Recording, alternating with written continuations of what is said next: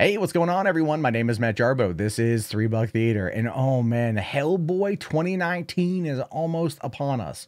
And we finally got our look at David Harbour kind of in action, right?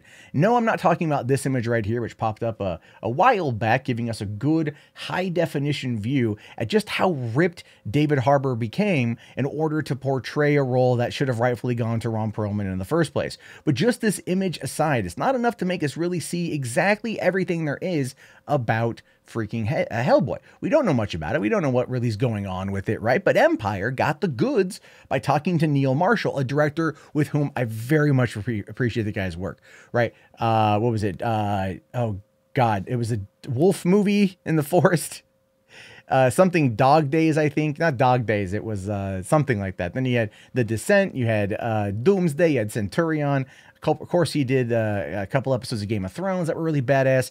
Neil Marshall's a fantastic director that doesn't get the love that he deserves. I'm hoping that this movie actually ends up being something that's crazy and well within his wheelhouse, which is normally violent, gory films. And according to this interview with Empire here, the Hellboy reboot is more violent and bloody, says director Neil Marshall.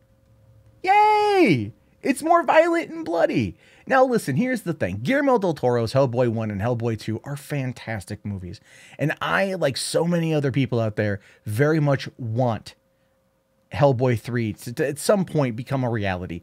It's not going to anymore. I think we've all come to grips with that. We've all come to terms with that. It's been 10 years and some change since Hellboy 2.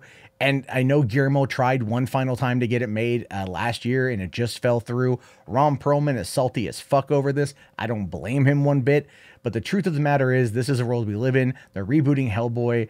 And it's going to be interesting to find out more about the movie as we go along. Now, it says here, the for a rock-fisted demon destined to bring about the apocalypse, the Hellboy of Guillermo del Toro's films, played by Ron Perlman, was a pretty chill guy, someone you wouldn't mind grabbing a beer with, if you could penetrate his layers of sarcasm and emotional defenses.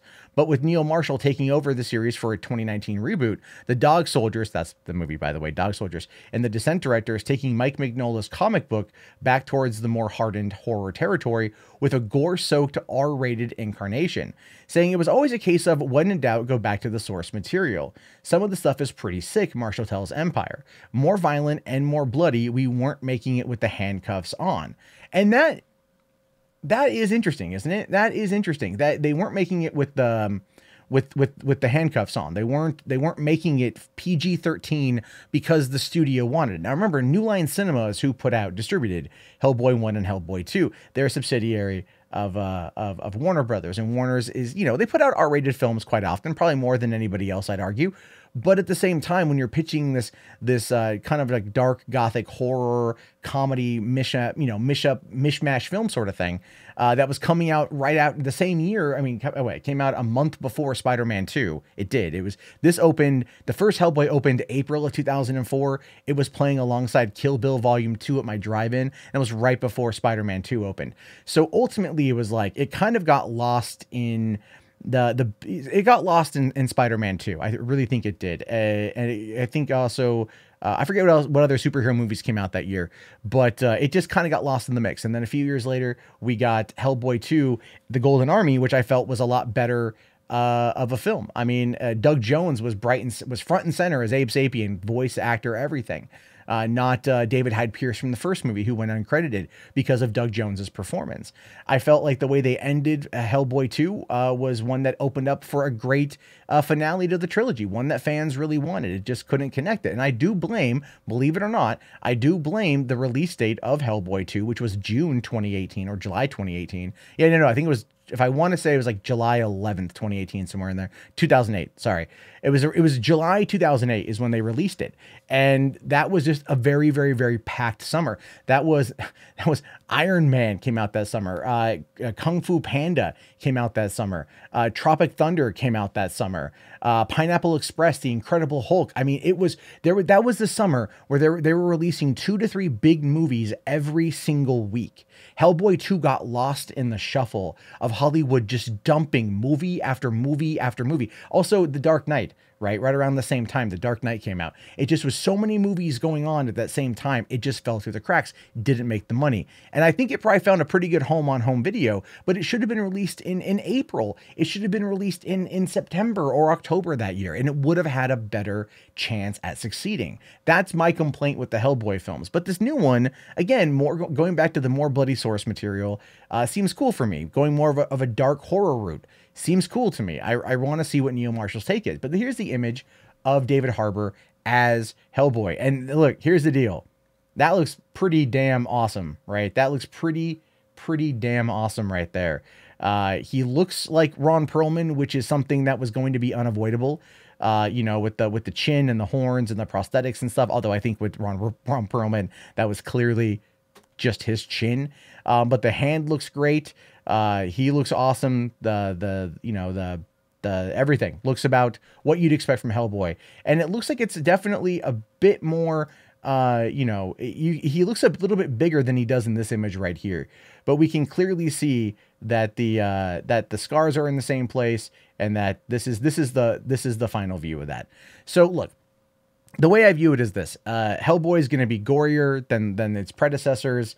They apparently screened some early footage that didn't do very well, and a lot of people out there were kind of like iffy on it from what was heard. We've seen no trailer, and the movie comes out here in just a couple months. There's been, you know, a lot of kind of secrecy surrounding it. Obviously, this image and that interview is really meant to kind of stoke the fires, try to get the fan flames going for it. It looks pretty good to me, considering this is the first image we've seen of it in action. And so I'm hoping that it actually does pretty well. But at the same time, look, I will be open to thinking that it could also be crap, and Lionsgate realizes that it's crap, and that's why they've been really holding off on a lot of the information.